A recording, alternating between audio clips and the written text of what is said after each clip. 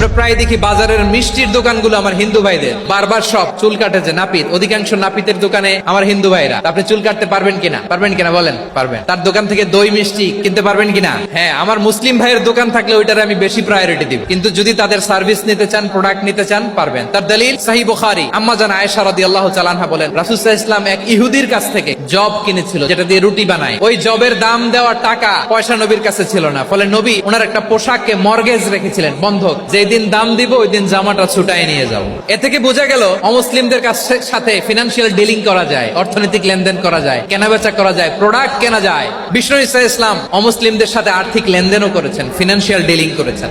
মিশরের বাদশা মুকাউকেস তিনি বিশ্বনবীকে বিশাল এক উপহারের ডালি পাঠিয়েছেন। মিশরের বাদশা মুকাউকেস ছিলেন ধর্মে খ্রিস্টান। কি উপহার দিয়েছিল আমার নবীকে? 1000 স্বর্ণ মুদ্রা, 2টা খ্রিস্টান দাসী, একজনের নাম মারিয়া বিনতে শামউন আল কিবতিয়া, আরেকজনের নাম সিরিন বিনতে শামউন আল কিবতিয়া। একজন খ্রিস্টান দাস 20 থান কাপড় জামা বানানোর জন্য, এরপরে একটা গাধা যেটার নাম ছিল উফাইর, আর একটা খচ্চর এটার নাম ছিল দুলদুল। তো এই যে সুপার পাওয়ার খ্রিস্টান বাদশার কাছে নবী চিঠি লিখলেন, ওই খ্রিস্টান বাদশা আমার নবীকে উপহার দিল। বিশ্বনবী এই উপহারগুলো সানন্দে গ্রহণ করেছে। তাহলে অমুসলিম কেউ যদি আপনাকে উপহার দেয়, হালাল উপহার হলে আপনি গ্রহণ করতে পারবেন।